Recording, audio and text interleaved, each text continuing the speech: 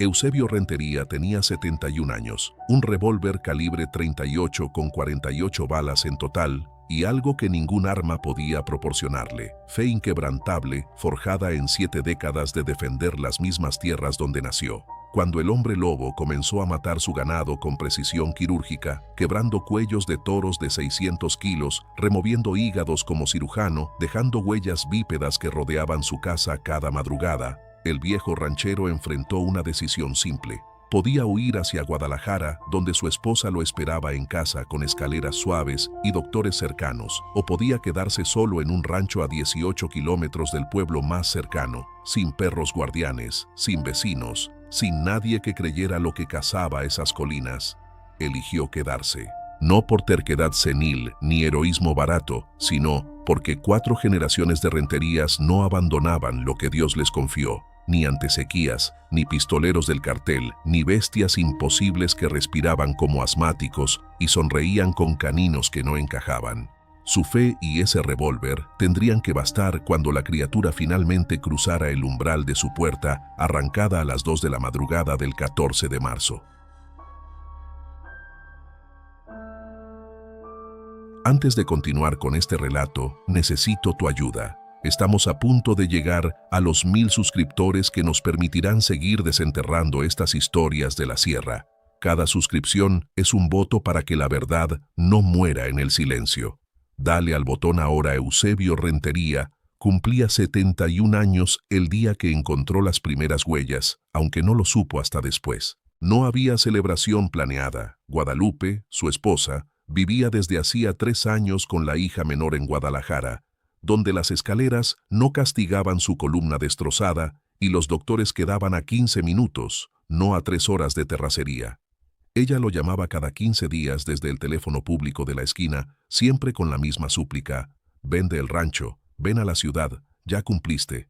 Él siempre respondía lo mismo con voz que no admitía debate: «Cuando Dios me llame, iré. Mientras tanto, tengo trabajo aquí». No era terquedad senil, ni romanticismo barato. Era convicción estructural, edificada en 71 años de despertar en la misma cama donde nació, de enterrar hijos bajo mezquites que él mismo plantó, de rechazar ofertas de narcos en los 90 cuando las balas silbaban y los hombres sensatos huían. El rancho San Jerónimo se extendía sobre 180 hectáreas de pastizal reseco y cultivos modestos en las tierras bajas de Jalisco, a 18 kilómetros al noreste de San Miguel del Mezquital y a 2 kilómetros de la frontera invisible con Zacatecas. 4 generaciones de Renterías habían trabajado esa tierra desde 1890, cuando el bisabuelo de Eusebio la compró con dinero ahorrado cortando caña. La casa principal, adobe, ladrillo y techos de teja roja parcialmente reemplazados por láminas de zinc tras el vendaval del 2003, permanecía exactamente donde su abuelo la construyó en 1940. 3 habitaciones pequeñas, cocina de fogón a leña, sala con fotografía sepia de 4 generaciones mirando desde marcos torcidos. San Miguel Arcángel pisando la serpiente colgaba sobre la cama matrimonial donde Eusebio dormía solo desde hacía 1000 noches. El santo guerrero lo observaba cada madrugada cuando abría los ojos a las 5:30, puntual como mecanismo suizo, sin necesidad de alarma. La rutina era invariable, porque la rutina era oración hecha carne, café negro y tortillas frías a las 5:30. Rosario completo a las 6. Las cuentas de mezquite gastadas por dedos de 3 generaciones resbalando entre sus manos nudosas, mientras recitaba los misterios con voz baja y firme. Inspección del ganado a las 7, caminando los 150 metros hasta los corrales con paso lento pero constante, revólver Taurus calibre 38 especial, enfundado en la cintura derecha. Lo compró en 1985, después que 3 hombres armados intentaron asaltar el rancho, disparó 2 tiros al aire y huyeron. Desde entonces, llevaba el arma siempre, 6 balas en el tambor, 2 cajas adicionales guardadas en lata de galletas bajo la cama, 48 balas en total. Nunca había matado persona alguna, solo sacrificado ganado herido y espantado coyotes que merodeaban demasiado cerca. No tenía perros. Tuvo durante décadas pastores alemanes, mestizos feroces, guardianes que ladraban a las sombras y mordían intrusos. El último, Sansón, murió de viejo 8 meses atrás. Eusebio lo enterró bajo el huizache grande y decidió no reemplazarlo. Los perros también envejecen, también sufren. No quiero criar otro solo para que me sobreviva y quede desamparado, le explicó a Guadalupe por teléfono. Ella lloró. Sabía que significaba que su marido aceptaba morir solo. Eusebio no lo veía así. Lo veía como compasión práctica. Esta decisión, tomada por misericordia hacia un animal hipotético, lo dejaría terriblemente vulnerable ante lo que vendría, pero el 8 de marzo de 2009 todavía no lo sabía. Marzo era mes de espera ansiosa. La temporada seca terminaba, pero las lluvias aún no llegaban. La tierra roja se abría en grietas profundas, el polvo subía con cualquier soplo de viento, y los mezquites retorcidos parecían esqueletos de madera suplicando agua. Durante el día, el termómetro clavado en el porche marcaba 35 grados. Durante la noche bajaba a 7, a veces menos. Eusebio dormía con 2 cobijas y despertaba con los huesos quejándose. 71 años pesan diferente a 700 metros de altitud, sin calefacción, sin compañía, sin concesiones a la edad. Pero él no se quejaba. La queja era vanidad disfrazada, y Eusebio Rentería había dejado la vanidad en algún punto impreciso entre su 40º cumpleaños y el entierro de su segundo hijo muerto de tifoidea. El vecino más cercano había sido Próspero Ugalde, cuyo rancho quedaba a 7 kilómetros al sur. Próspero murió hacía 2 años, cáncer de garganta, fumador empedernido, 78 años malvividos. Sus hijos vendieron todo a una empresa de Guadalajara y nunca regresaron. Ahora la casa Ugalde era estructura vacía con ventanas rotas y puertas arrancadas por saqueadores. Eusebio pasaba frente a ella una vez al mes cuando iba al pueblo por provisiones y siempre sentía algo parecido a la tristeza, no por Próspero, que había sido cabrón mezquino toda su vida, sino por la tierra abandonada, por la continuidad rota, por el silencio donde antes había familia. Cuando yo muera, pensaba cada vez, ¿quién llorará esta tierra?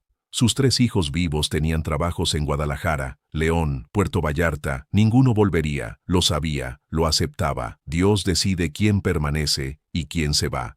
Esa mañana del 8 de marzo, su cumpleaños ignorado, Eusebio despertó a las 4:37, casi 2 horas antes de lo habitual. No fue pesadilla ni vejiga urgente, fue silencio, silencio completo, absoluto, antinatural.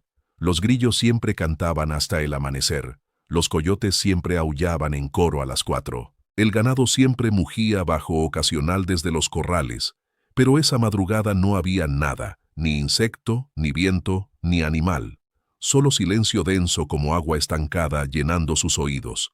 Se incorporó en la cama, corazón latiendo firme pero acelerado. San Miguel Arcángel lo observaba desde el marco. Eusebio lo miró de vuelta y sintió algo que no sentía desde los 90, cuando los narcos tocaron su puerta. Certeza de peligro inminente, invisible, merodeando justo más allá del alcance de sus sentidos. Se vistió en la oscuridad, pantalón de mezclilla, camisa de franela, botas de trabajo con suela gastada pero aún funcional. Encendió la lámpara de queroseno. Economizaba electricidad por costumbre, no por necesidad. La luz amarillenta bailó contra las paredes de adobe. Tomó el revólver de la mesita, verificó el tambor por puro reflejo, 6 balas, como siempre. Lo enfundó, tomó el rosario de mezquite y lo guardó en el bolsillo izquierdo del pecho. Salió al patio. El frío de marzo lo golpeó. Su aliento formaba nubes blancas densas. La luna menguante colgaba baja al oeste, proporcionando luz suficiente para distinguir contornos y sombras, pero no detalles. El silencio continuaba, sólido, opresivo. Hasta su respiración sonaba obscenamente fuerte. Caminó hacia los corrales sosteniendo la lámpara en alto. Sus pasos crujían sobre tierra seca, cada pisada un estallido pequeño en la quietud total. A 50 metros de la casa, vio la primera, pegada, no, huella. Marca de algo que había caminado sobre tierra polvorienta junto al pozo de agua. Se agachó, acercó la lámpara. 5 dedos, pero la disposición estaba completamente mal. El pulgar, si es que era pulgar, dejaba marca lateral, no opuesta como mano humana. Los otros 4 dedos eran largos, separados, terminando en marcas romas y anchas que no correspondían a garras animales. La huella completa medía 22 centímetros de largo, 11 de ancho. Profundidad, 4. Tal vez 5 centímetros en el suelo blando cerca del pozo. Lo que fuera que la dejó pesaba mucho. Eusebio extendió su propia mano sobre la marca sin tocarla. La huella la superaba por 5 centímetros. Tragó saliva. Dios mío, pensó, pero no con miedo todavía. Con asombro cauteloso. Siguió el rastro con la lámpara levantada, brazo extendido hasta que el músculo comenzó a arder. Las huellas formaban semicírculo alrededor del pozo, primero bípedas, pasos arrastrados con separación de 80 centímetros entre pisada y pisada, luego cambiaban a patrón de 4 apoyos con las marcas delanteras más pequeñas pero igualmente deformes. La cosa alternaba postura según necesidad o capricho, imposible determinarlo. Eusebio había rastreado venados, jabalíes, pumas ocasionales durante 50 años. Conocía la gramática del movimiento animal sobre tierra seca. Esto no seguía ninguna gramática reconocible. Las huellas se dirigían hacia la casa, llegaban hasta 3 metros de la puerta principal, justo donde él había dormido durante horas sin saber que algo lo observaba desde la oscuridad, y luego se alejaban en dirección a los corrales. Bípedas de nuevo, paso lento, deliberado, como si la criatura tuviera todo el tiempo del mundo y lo supiera. El portón de madera de los corrales estaba intacto, trancado con cadena y candado exactamente como Eusebio lo había dejado la tarde anterior, pero adentro, las 23 cabezas de ganado criollo estaban comprimidas contra la esquina noroeste, apretadas unas contra otras en masa temblorosa de carne y cuernos. El ganado rentería había sobrevivido sequías, tempestades, incendios de pastizal, hasta el huracán del 78 que derribó la torre del tanque de agua. Eran animales curtidos, tercos, difíciles de asustar. Verlos así, vibrando de terror colectivo, ojos desorbitados, reflejando la luz de la lámpara, hizo que algo frío se instalara en el estómago de Eusebio. No miedo aún, reconocimiento. El reconocimiento de que algo fundamental en el orden natural había sido violado durante la noche. Entonces lo vio. Esquina sudeste del corral, cerca de la cerca de alambre de púas. Capitán yacía de costado, patas extendidas rígidas, cuello torcido en ángulo que ningún animal vivo podría lograr. Capitán, toro reproductor de 600 kilos, 5 años de edad, temperamento agresivo que lo hacía embestir sombras y cornear postes por puro instinto territorial. Muerto. Eusebio abrió el portón despacio. Entró. El resto del ganado se alejó de él mugiendo bajo, sonido de lamento gutural. Se acercó al cadáver. Los ojos del toro estaban abiertos, vítreos, cubiertos por película delgada de polvo. No había sangre visible en el suelo, ni charco, ni salpicadura, ni rastro. Imposible. Levantó la lámpara, examinó metódicamente. El cuello mostraba las marcas. Mordida profunda en la base del cráneo. Los caninos habían penetrado carne y músculo hasta quebrar las vértebras cervicales. Eusebio había sacrificado ganado enfermo docenas de veces. Conocía la anatomía íntima de esos animales. Romper el cuello de un toro de 600 kilos requería fuerza que ningún puma, ningún perro, ningún coyote poseía. 4 surcos paralelos rasgaban el flanco derecho. Garras, o lo que fuera, habían desgarrado piel y expuesto el músculo rojo oscuro debajo. Separación entre surcos, 3 centímetros exactos. Profundidad, hasta el hueso en algunos puntos. Pero lo peor estaba en el abdomen. Un corte limpio, casi quirúrgico, abría la cavidad desde el esternón hasta la pelvis. Las costillas habían sido separadas, no rotas, separadas, y algo había metido las manos dentro y removido el hígado. Solo el hígado. Los intestinos colgaban parcialmente fuera, intocados. El estómago permanecía inflado e intacto. Los riñones, el corazón, los pulmones, todo seguía en su lugar. ¿Quién o qué mató a Capitán había querido específicamente el hígado y nada más? Eusebio retrocedió 3 pasos, revólver en mano derecha sin recordar haberlo desenfundado. Apuntó hacia la cerca, hacia las sombras más allá del alambre, donde los mezquites formaban siluetas retorcidas contra el cielo que comenzaba a aclarar imperceptiblemente. Nada se movió. El silencio continuaba. Ni grillo, ni búho, ni el susurro habitual del viento nocturno. Giró lento, 360 grados completos, lámpara y revólver formando eje de vigilancia. Las huellas continuaban más allá del corral, serpenteaban hacia las ruinas de la capilla familiar que colapsó parcialmente en el 75. 3 paredes todavía en pie, altar de piedra cubierto de musgo. Eusebio no la siguió, no en la oscuridad, no desarmado de comprensión sobre qué cazaba esas tierras ahora. Regresó a la casa cuando la primera luz gris del amanecer comenzó a diluir las estrellas. Rodeó la construcción verificando puertas y ventanas, todas cerradas, todas intactas, pero las huellas estaban por todas partes. Semicírculo completo alrededor de la vivienda, a distancias variables entre 2 y 5 metros. La cosa había caminado en círculos durante horas mientras Eusebio dormía inconsciente, observando, estudiando la estructura, memorizando entradas y salidas, aprendiendo. Esa idea, que la criatura aprendía, planificaba, pensaba, era más perturbadora que la violencia contra Capitán. Los animales mataban por hambre o defensa territorial. Esto parecía diferente.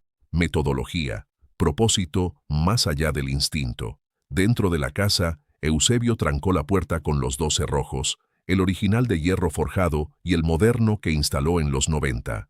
Colocó el revólver sobre la mesa de la cocina. Sus manos no temblaban, lo cual lo sorprendió levemente. 71 años de vida le habían enseñado que el pánico era lujo para jóvenes con futuro largo por proteger. Él tenía años contados y de ver claro. Encendió el fogón a leña, puso agua a hervir para café. Mientras esperaba, sacó el rosario del bolsillo. Las cuentas de mezquite estaban tibias de su calor corporal. Comenzó el primer misterio. Dios te salve María, llena eres de gracia. Las palabras salían automáticas, pulidas por décadas de repetición, pero su mente funcionaba en paralelo, analizando evidencia como si fuera problema agrícola que resolver. Hipótesis 1. Puma, descartada. Los pumas mataban con mordida en la garganta y arrastraban la presa. No removían órganos específicos con precisión quirúrgica. Hipótesis 2. Perros salvajes, descartada. Las huellas no correspondían, demasiado grandes, configuración equivocada, patrón bípedo imposible para cánido. Hipótesis 3. Oso. Jalisco no tenía osos desde hacía 50 años, y las garras de oso dejaban marcas diferentes, más anchas, más caóticas. Hipótesis 4. Humano demente. Posible. Pero las huellas descalzas con esa deformidad. ¿Qué clase de hombre caminaría descalzo por kilómetros de mezquitales con espinas capaces de atravesar cuero? ¿Y qué hombre poseía fuerza para quebrar el cuello de un toro de 600 kilos? Hipótesis 5. Nahual. La palabra surgió desde algún rincón de su memoria, donde permanecían enterradas las historias que su abuela contaba. Brujos que se transformaban en bestias, que caminaban entre 2 mundos, que cazaban bajo la luna. Eusebio terminó el rosario completo. Bebió café negro hirviendo sin azúcar. Comió tortillas frías con sal. Tomó la decisión mientras masticaba la tercera tortilla, mirando por la ventana de la cocina hacia el este, donde el sol finalmente rompía el horizonte en explosión naranja. No huiría. No llamaría a sus hijos para que vinieran a buscarlo como si fuera anciano incapaz. No vendería 4 generaciones de trabajo porque algo inexplicable merodeaba sus tierras.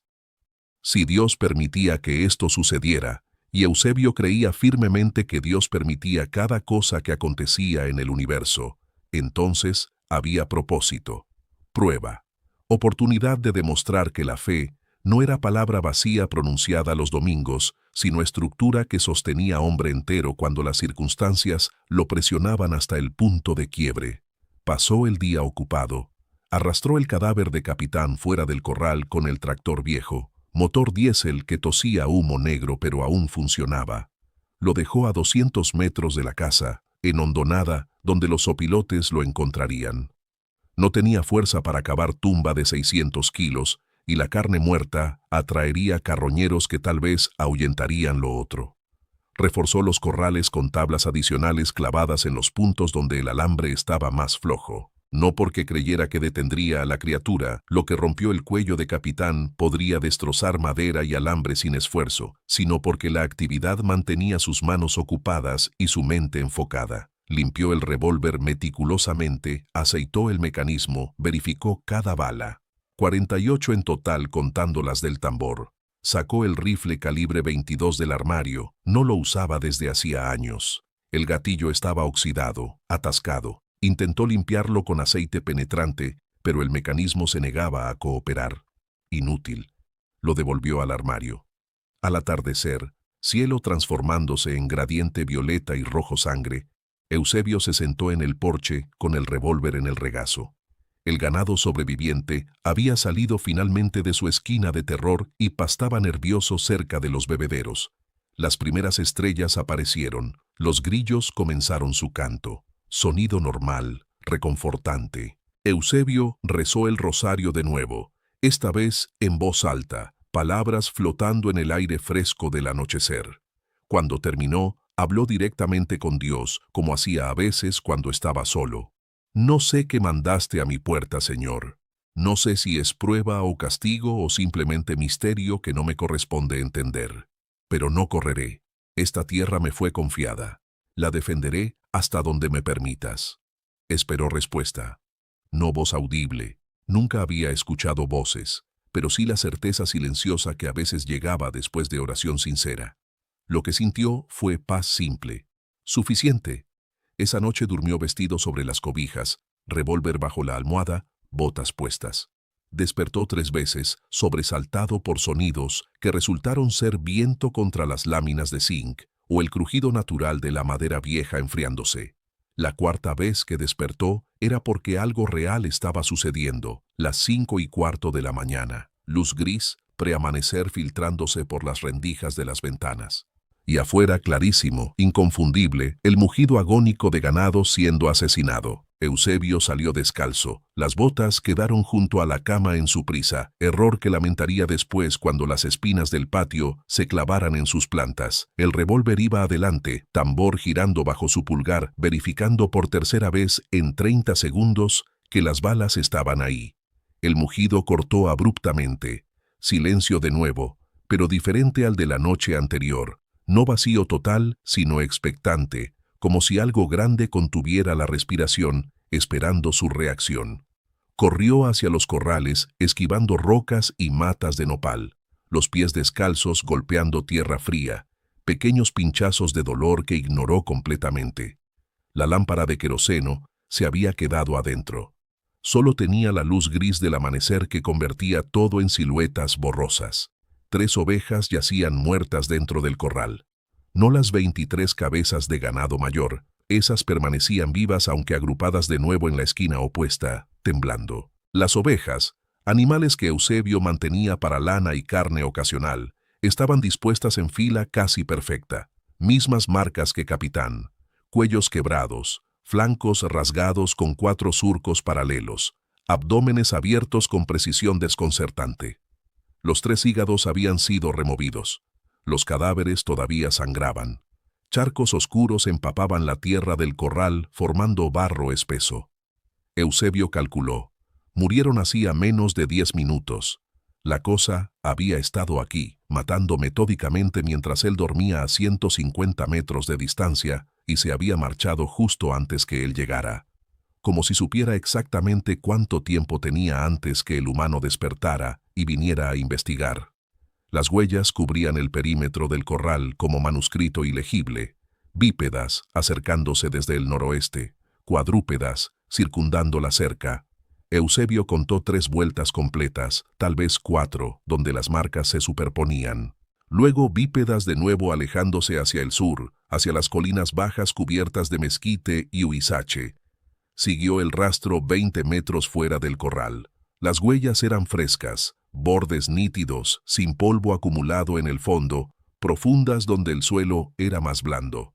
A 30 metros encontró algo nuevo, pelos, mechón de pelos gruesos, quebradizos, color marrón rojizo, como tierra mojada, enganchados en las púas del alambre de la cerca perimetral. Los arrancó cuidadosamente. Olían. Dios, ¿cómo olían? almizcle rancio mezclado con tierra húmeda y algo vagamente sulfuroso que le recordó al pozo séptico cuando se desbordó en el 94. Guardó los pelos en el bolsillo de su camisa. ¿Evidencia de qué? No sabía. ¿Evidencia para quién? Tampoco. Regresó a la casa caminando lento, pies sangrando de una docena de cortes pequeños que apenas sentía. Limpió las heridas con agua hervida y alcohol. Ardió como fuego, pero el dolor lo mantenía enfocado, presente, consciente de que su cuerpo todavía funcionaba a pesar de los 71 años. Se puso las botas. Comió pan duro con café recalentado. Eran las 6:30 de la mañana del 9 de marzo.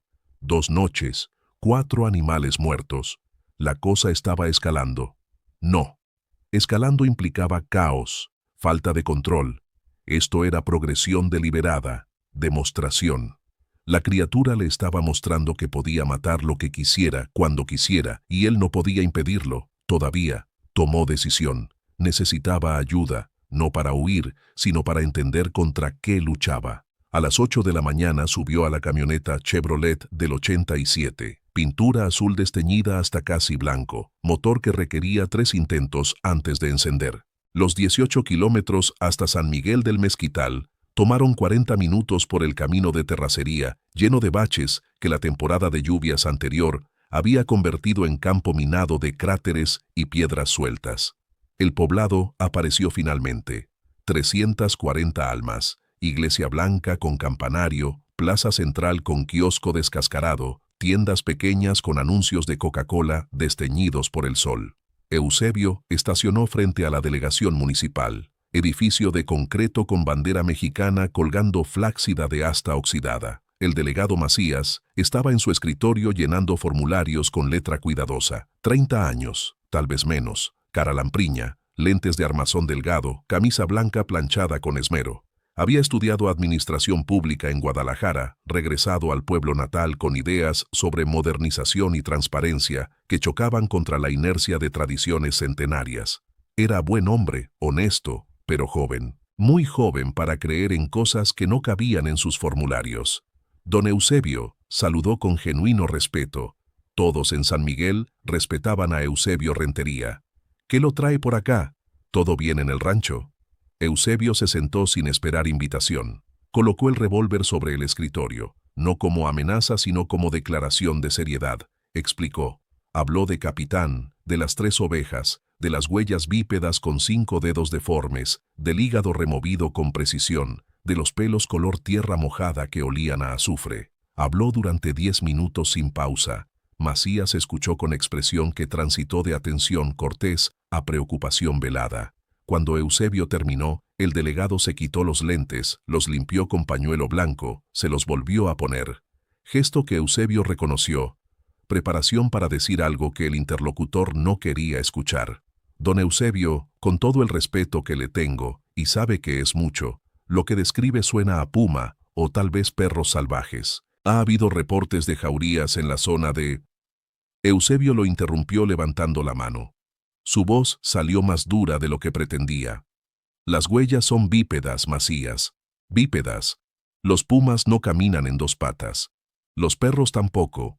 Y ningún animal que conozco selecciona órganos específicos como cirujano. Macías asintió despacio, diplomático. Entiendo.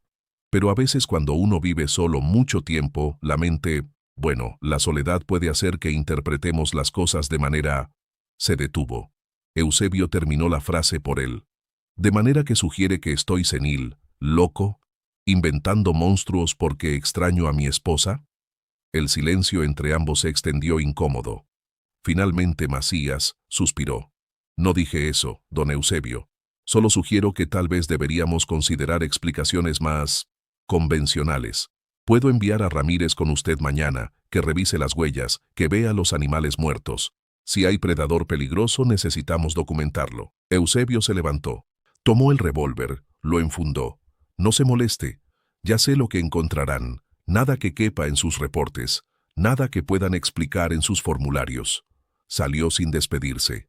Sabía que había quemado un puente, pero ese puente llevaba a destino inútil de todas formas. Lo que necesitaba no era burocracia escéptica, sino munición, herramientas, preparación, Si iba a enfrentar esto solo, y ahora sabía con certeza que sería solo, necesitaba recursos. Gastó la mitad de su pensión mensual en la ferretería.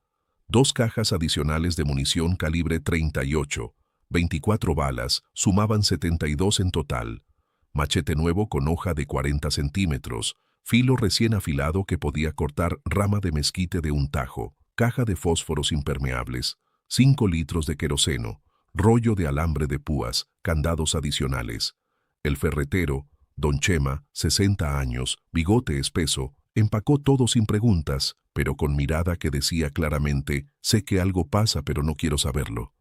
Eusebio pagó en efectivo, cargó todo en la camioneta, regresó al rancho. Eran las 2 de la tarde, el sol caía vertical, brutal, temperatura de 36 grados convirtiendo el interior de la camioneta en horno. Pasó la tarde preparando. Reforzó la puerta principal con viga de madera que podía atrancar desde adentro. No detendría indefinidamente a algo con fuerza para quebrar cuellos de toro, pero retrasaría. Colgó latas vacías de frijoles en alambres alrededor del perímetro de la casa, sistema de alarma rudimentario, pero efectivo. Cualquier cosa que tropezara con los alambres haría sonar las latas.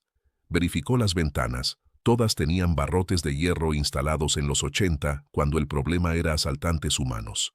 Ahora servían contra amenaza diferente. Llenó cubetas con agua del pozo, las distribuyó estratégicamente dentro de la casa. Si quedaba sitiado necesitaría agua, comida, tenía frijoles, arroz, tortillas para semana.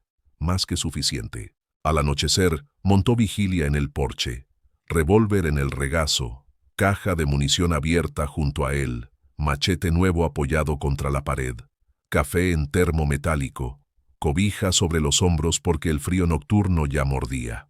Rezó el rosario, mientras el cielo transitaba de azul a violeta a negro absoluto. Las estrellas emergieron, millones, vía láctea como río de luz atravesando la bóveda celeste. Eusebio había visto ese cielo 10.000 noches de su vida. Nunca le había parecido amenazante hasta ahora. La oscuridad entre las estrellas parecía más densa, más profunda, como si algo se escondiera en esos vacíos esperando el momento preciso para manifestarse. A la 1:40 de la madrugada del 10 de marzo, escuchó el primer sonido. No mugido de ganado, no crujido de madera. Rosnado, bajo, gutural, que parecía vibrar desde el suelo mismo antes de volverse audible. Respiración asmática amplificada, así lo describiría después, aunque sabía que ninguna descripción capturaría la cualidad fundamentalmente errónea de ese sonido. Venía del oeste, dirección de las ruinas de la capilla. Eusebio se puso de pie despacio, dejó caer la cobija, tomó el revólver con ambas manos. Apuntó hacia la oscuridad. ¿Quién anda ahí? Su voz sonó firme.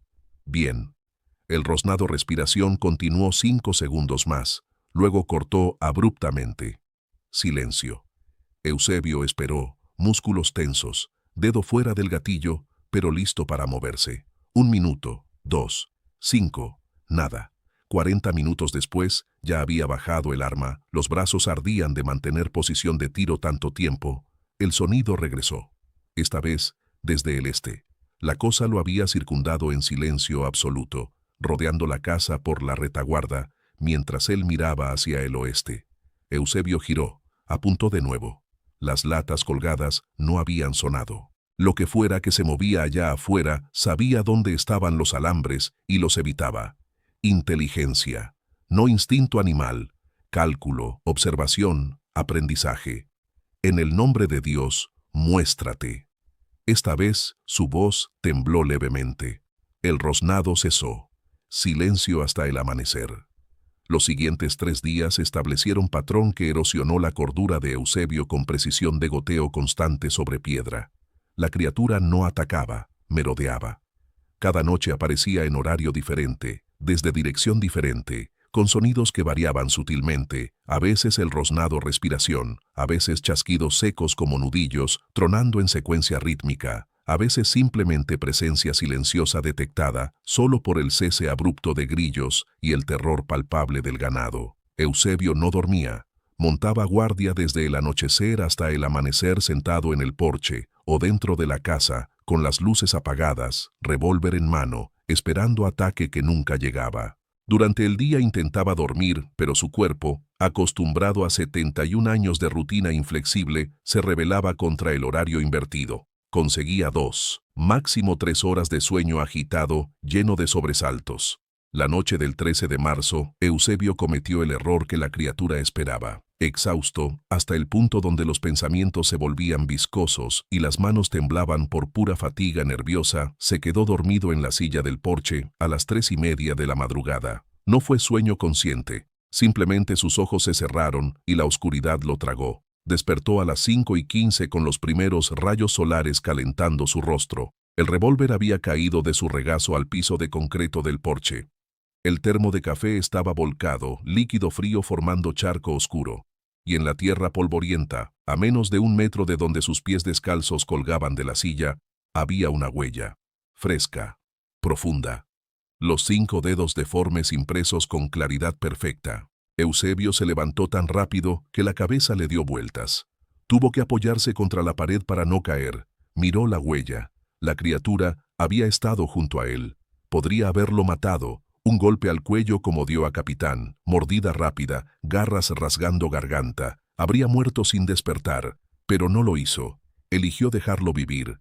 Eligió dejar evidencia de su cercanía. Mensaje clarísimo. Puedo matarte cuando quiera. Todavía no quiero. Eusebio recogió el revólver del suelo. Sus manos ya no temblaban. Habían cruzado el umbral del temblor hacia algo más sólido y frío. Furia. Furia contra la criatura. Contra su propia debilidad, contra Dios por permitir esta humillación. Entró a la casa, se arrodilló frente a la imagen de San Miguel Arcángel. No rezó el rosario. Habló directo, voz baja pero cada palabra afilada como el machete nuevo que colgaba junto a la puerta. No sé qué es, no sé por qué está aquí, pero si va a matarme, que lo haga ya. No voy a morir de miedo esperando. No le voy a dar ese placer. Se levantó. Comió tortillas frías sin probarlas realmente. Bebió agua directo del cántaro de barro. Limpió el revólver por tercera vez esa semana aunque no lo había disparado. Pasó el día en vigilia consciente. No intentó dormir, sabía que era inútil. Caminó el perímetro de su propiedad con el arma desenfundada, buscando la cosa a plena luz del día. No encontró nada excepto más huellas, cerca del pozo, rodeando el corral abandonado de los cerdos que vendió el año anterior junto al galpón de herramientas. La criatura había mapeado cada estructura, cada refugio posible. Conocía el rancho mejor que cualquier visitante humano. Al atardecer, Eusebio tomó decisión que cambiaría el curso de los eventos. No montaría guardia afuera, no se exponería en el porche como blanco obvio. Se encerraría dentro de la casa, esperaría a que la criatura viniera a él, y cuando lo hiciera, porque ahora estaba seguro de que eventualmente vendría, tendría ventaja del espacio cerrado, de conocer cada rincón de la construcción, de poder controlar el campo de tiro. Barricó la puerta principal con la viga de madera, verificó que todas las ventanas estuvieran aseguradas, apagó las luces. Se sentó en la sala a oscuras con el revólver sobre las rodillas y el rosario enrollado alrededor de la muñeca izquierda. No como protección mística, Eusebio no creía que cuentas de madera detuvieran garras, sino como recordatorio de por qué no huiría. La fe no era escudo contra daño físico, era estructura que mantenía a un hombre firme cuando todas las razones racionales le gritaban que corriera. Pasaron las horas, 9 de la noche, 10, 11, medianoche. El silencio dentro de la casa era diferente al de afuera, no vacío sino contenido, apretado, vibrando con la respiración de Eusebio y el crujido ocasional de las vigas de madera enfriándose. A la 1 de la madrugada escuchó pasos, no en el patio, adentro, dentro de la casa. Su corazón dio salto violento contra las costillas. Imposible. Había verificado puertas y ventanas. Todo estaba cerrado, trancado, pero los pasos continuaban, arrastre lento de pie sobre el piso de cemento de la cocina. La cosa había entrado. De alguna manera, había entrado. Eusebio se puso de pie en silencio. El revólver pesaba toneladas en su mano derecha. Caminó hacia el pasillo que conectaba sala con cocina. 5 metros de longitud, paredes de adobe, oscuridad absoluta. Los pasos se detuvieron. Entonces vino el roznado respiración. Llenaba el corredor, rebotaba contra las paredes, hacía vibrar el aire. Eusebio avanzó un paso. 2, 3. Llegó a la entrada de la cocina. La ventana sobre el fregadero estaba abierta. La había dejado cerrada, estaba seguro. Pero ahí estaba, abierta de par en par, cortina rasgada colgando en tiras. La criatura había forzado el pestillo desde afuera, lo suficientemente silenciosa como para no alertarlo hasta que ya estaba dentro. No la veía. La cocina era mancha de negrura, apenas interrumpida por luz estelar débil que entraba por la ventana violada. Pero la sentía, masa sólida de presencia ocupando espacio, desplazando aire, exhalando ese olor acre a almizcle rancio y azufre. «En el nombre de Dios», dijo Eusebio, y su voz no tembló porque ya no le quedaba espacio para el miedo. «Detente». Algo se movió en la oscuridad. 2 puntos de luz castañ rojiza aparecieron a altura de su pecho, ojos reflejando el fragmento de luz estelar. No eran grandes, no brillaban como carbones encendidos. Eran pequeños, hundidos, pero la inteligencia que miraba desde ellos era inconfundible. La cosa inclinó la cabeza, movimiento casi humano de curiosidad o evaluación, estudiándolo, preguntándose tal vez qué clase de presa era este viejo que no corría, que no gritaba, que invocaba nombre de Dios como si tuviera poder en este mundo de carne y hueso. Eusebio disparó. El estampido en el espacio cerrado fue demoledor. Sus oídos estallaron en silbido agudo que ahogaría todos los demás sonidos por los próximos minutos. No supo si acertó. La oscuridad se llenó de movimiento caótico. Algo golpeó contra la mesa de la cocina, madera astillándose, platos cayendo y rompiéndose. Disparó de nuevo, apuntando hacia donde creía que estaba la masa de movimiento. Destello del disparo iluminó fracción de segundo. Silueta agachada, pelaje irregular, marrón rojizo, extremidades demasiado largas moviéndose en ángulos equivocados.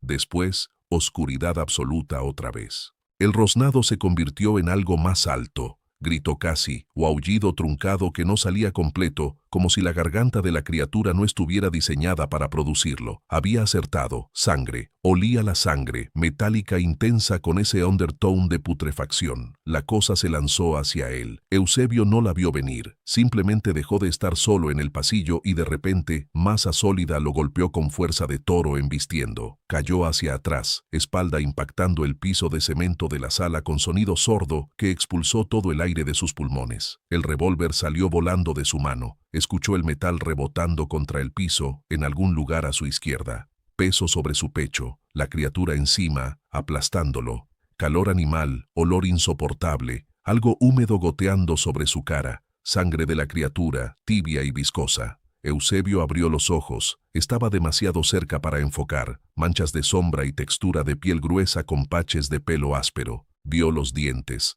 Caninos largos que no encajaban bien, creando esa sonrisa involuntaria y horrible.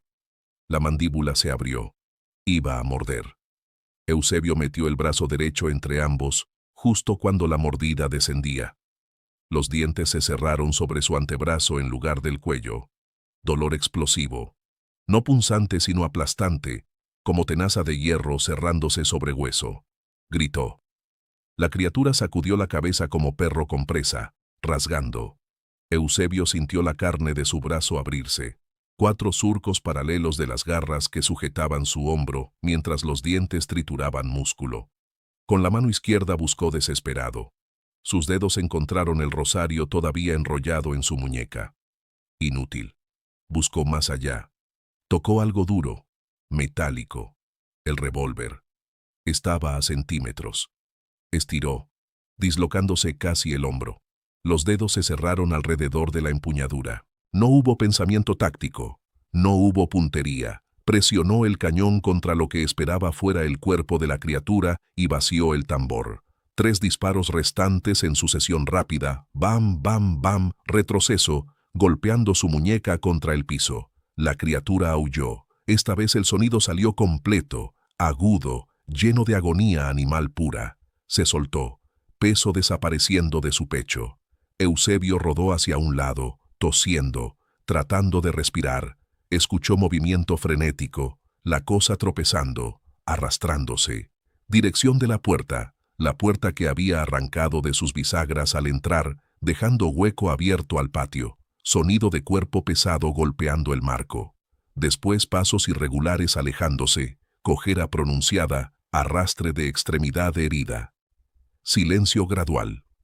Eusebio quedó tirado en el piso de la sala respirando en jadeos superficiales que enviaban oleadas de dolor desde su pecho magullado. Su brazo derecho era masa de agonía. Sentía sangre empapando la manga de su camisa, goteando sobre el cemento. No intentó levantarse todavía. Contó hasta 100 despacio, esperando que la criatura regresara. No regresó. Cuando llegó a 100, contó otros 100. Después finalmente se incorporó. Cada músculo protestaba. 71 años no estaban diseñados para caídas violentas y combates cuerpo a cuerpo con monstruos. Gateó hasta donde creía que estaba la lámpara de queroseno. La encontró intacta milagrosamente. La encendió con manos que temblaban tan violentamente que tardó 4 intentos. Luz amarilla inundó la sala revelando destrucción. La mesa de la cocina volteada, platos rotos por todas partes, sillas destrozadas. Y sangre, charcos de líquido marrón oscuro con esa viscosidad de aceite usado. Rastro de sangre desde la cocina, a través del pasillo, hasta la sala, hasta la puerta. Afuera, en el patio, las gotas de sangre continuaban. Eusebio las vio reflejando la luz de la lámpara como monedas oscuras sobre la tierra polvorienta. La cosa había huido herida, gravemente herida si la cantidad de sangre era indicación. 3 disparos a quemarropa. Al menos 1, probablemente 2 habían dado en órganos vitales. Eusebio se miró el brazo. La manga estaba hecha jirones empapados de rojo. Enrolló cuidadosamente el rosario, manchado de su propia sangre ahora, y lo guardó en el bolsillo. Se quitó la camisa. La herida era brutal. 4 surcos profundos desde el codo hasta la muñeca, donde las garras habían rasgado, y marcas de dientes en el antebrazo. No penetración profunda, pero sí aplastamiento severo. Magulladuras negras ya floreciendo alrededor de las marcas.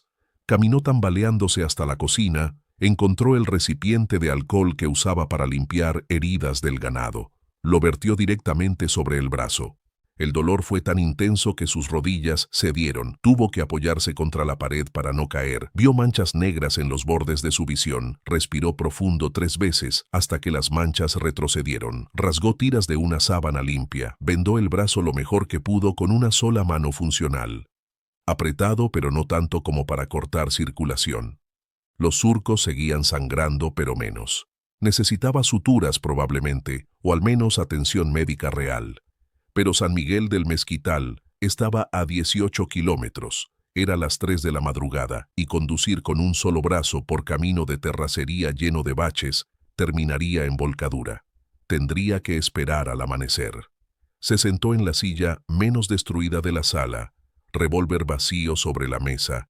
Tendría que recargarlo, pero primero necesitaba que las manos dejaran de temblar. Miró la puerta arrancada. Afuera la noche continuaba, indiferente. Había sobrevivido. La criatura también había sobrevivido, pero estaba herida, sangrando, posiblemente moribunda. Eusebio cerró los ojos. Sintió algo que no esperaba sentir. No triunfo, no alivio. Lamento. La cosa, cualquier cosa que fuera, había sido algo vivo. Respiraba, sangraba, sentía dolor. Y él la había llenado de plomo a quemarropa. Cumplió su deber de defender lo que era suyo, sí.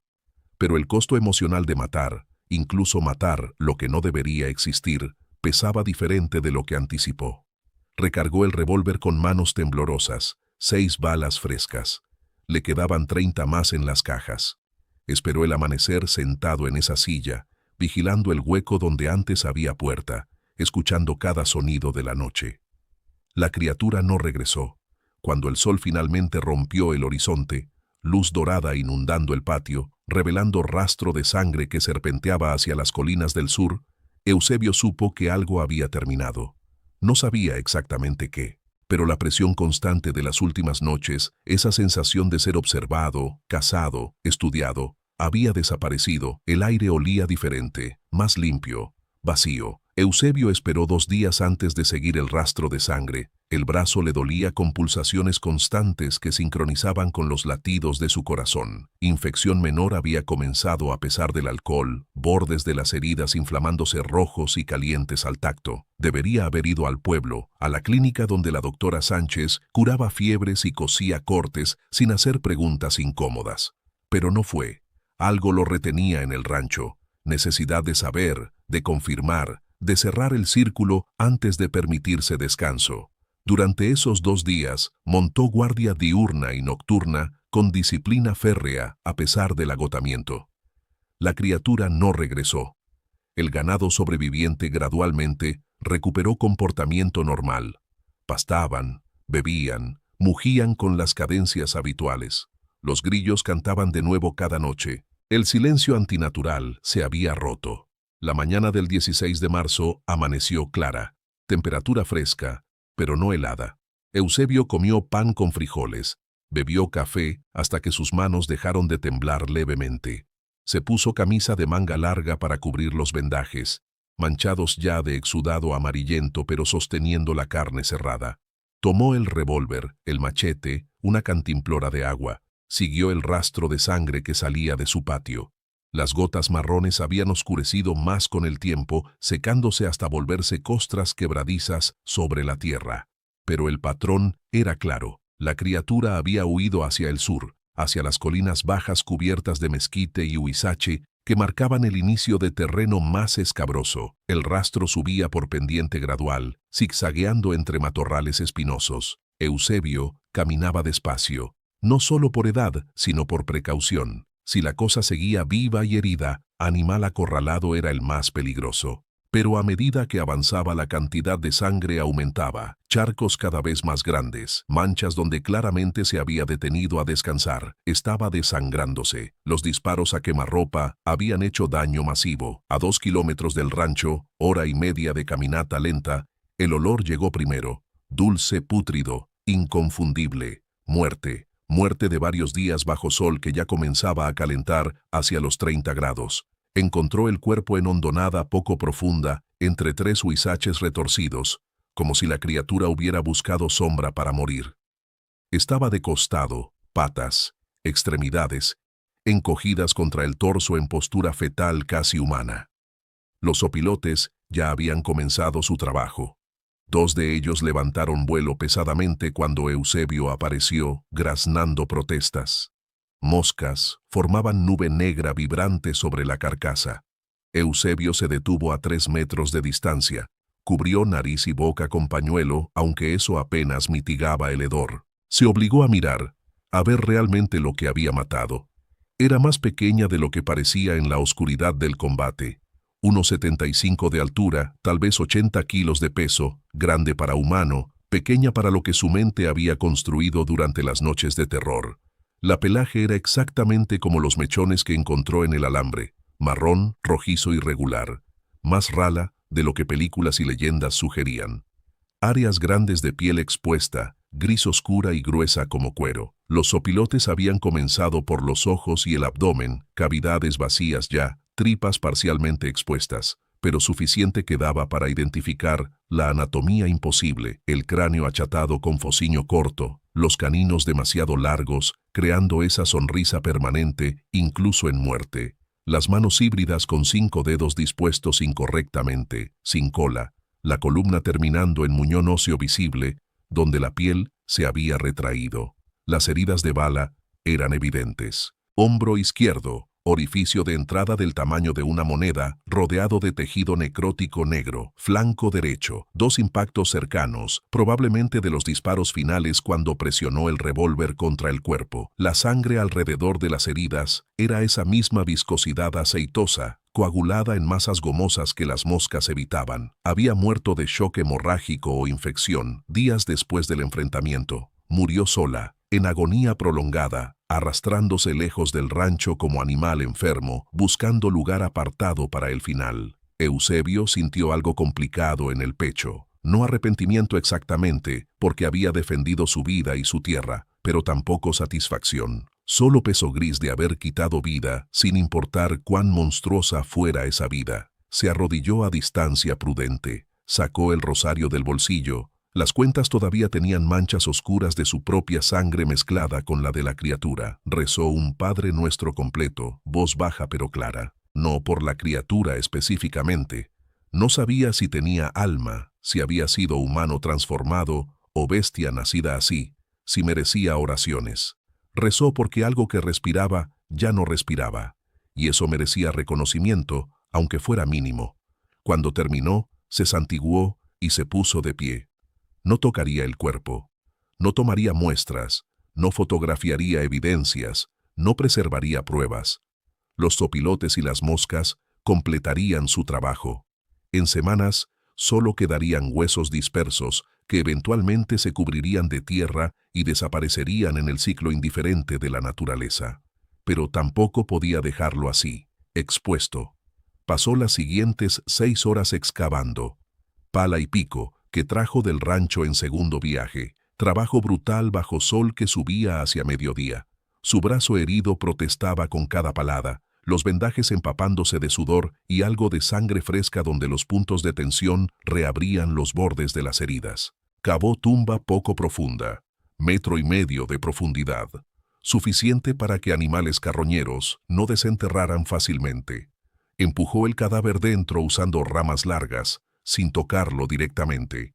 Lo cubrió de tierra, no marcó el sitio, no plantó cruz. Solo montículo de tierra roja que en meses se nivelaría con las lluvias y el viento.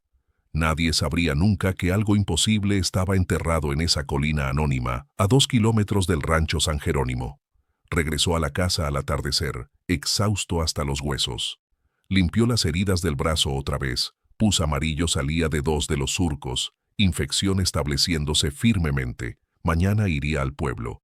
Mañana enfrentaría las preguntas de la doctora Sánchez sobre cómo un hombre de 71 años recibía heridas que parecían ataque de animal grande. Mañana inventaría historia creíble sobre puma o perros salvajes. Pero esa noche simplemente se sentó en el porche.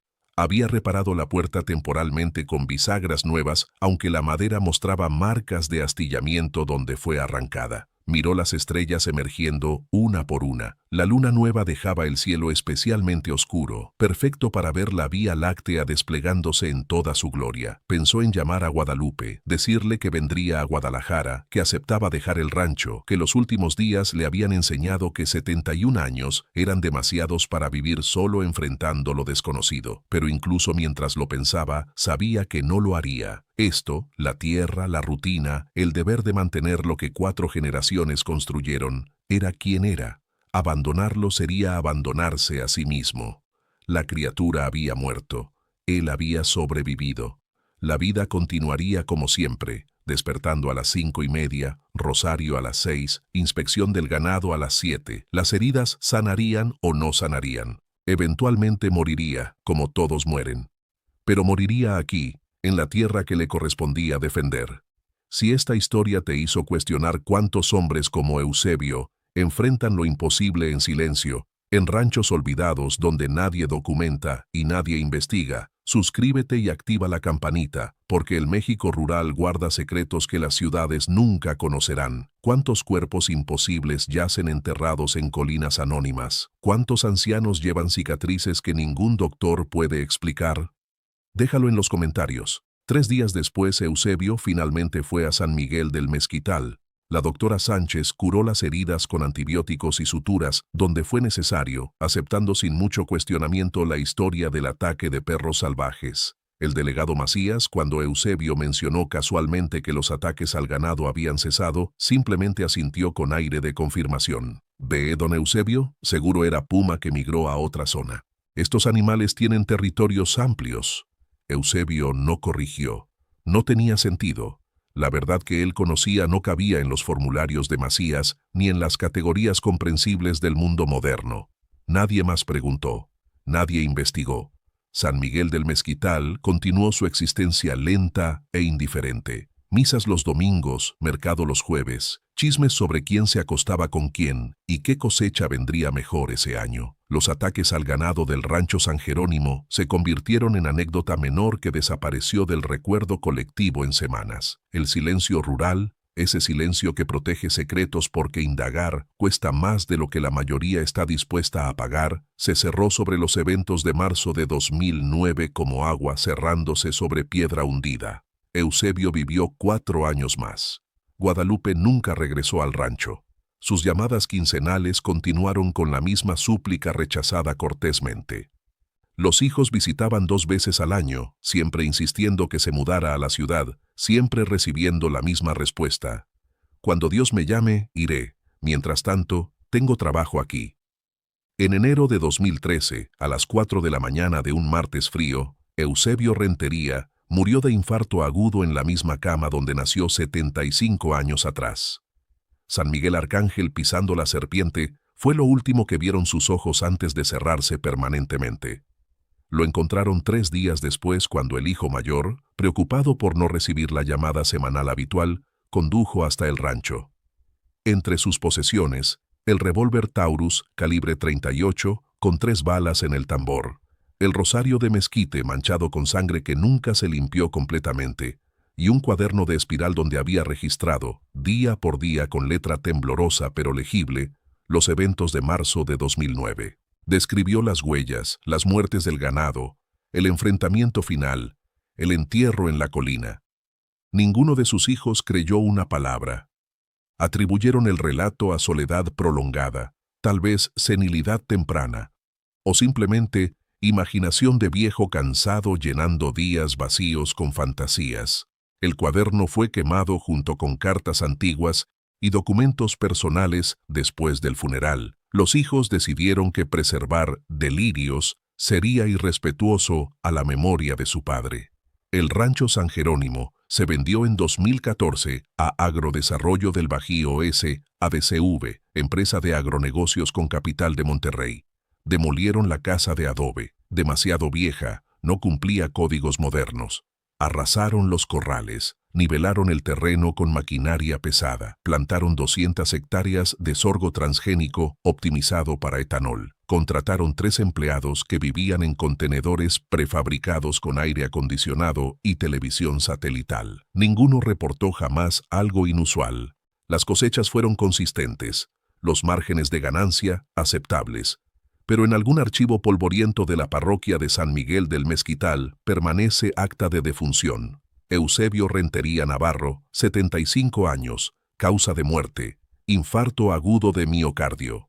En la sección de observaciones, letra casi ilegible de la doctora Sánchez. Paciente presentaba cicatrices antiguas en antebrazo derecho, patrón consistente con ataque animal mayor.